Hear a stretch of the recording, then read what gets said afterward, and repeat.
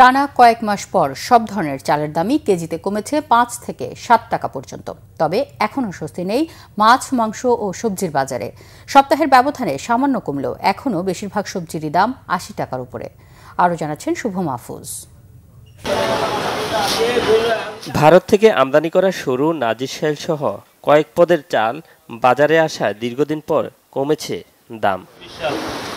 মিনিকেট, নাজিরশাইল, কাটারি ভোগ, আটা সহ প্রায় সব ধরনের চালের দাম কমেছে কেজিতে ৫ থেকে ৬০ টাকা পর্যন্ত।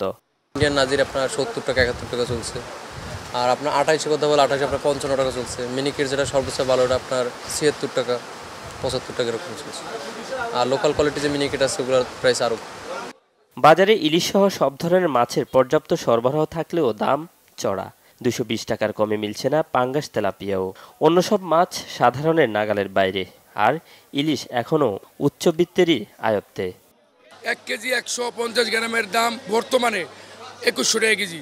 ২ দিন আগে গ্যাসের সপ্তাহে বিক্রি করছি ২২০০-২৩০০ টাকা কেজি। সাধারণ যারা কর্মজীবী বা সরকারি কর্মকর্তা কর্মজীবী তাদের বেতনে এই মাছ খাওয়া সম্ভব না। হয় বিদেশি পয়সা থাকতে হবে, নয় ব্যবসার পয়সা। কিছুটা কমলেও এখনও বেশিরভাগ সবজির দামই ঊর্ধ্বমুখী। ভেন্ডি কিনলাম ৬০ টাকা করে, আগে ছিল কত ৩০ টাকা, এখন ডাবল দাম। সব কিছু মিলে দেখা যায় এখনকার মাছের সেরা যে বড় হিমশিম। দিন দিন যেভাবে বাড়তেছে না বিশ্বাস, এটা আসলে আমাদের যারা স্বল্প আয়ের লোক, এটা আমাদের জন্য অনেক কষ্টের। সপ্তাহের ব্যবধানে প্রতি ডজন ডিমের দাম বেড়েছে ৫ থেকে ১০ টাকা পর্যন্ত। লাল ডিম ১৩৫ থেকে ১৪০ টাকা ডজন, আর সাদা ডিম চলতেছে ১২৫ টাকা ২৬ টাকা আর কি এরকম। এদিকে আগের দামে ব্রয়লার মুরগি ১৬০ থেকে ১৭০ আর সোনালী মুরগি বিক্রি হচ্ছে ৩০০ টাকা কেজি দরে।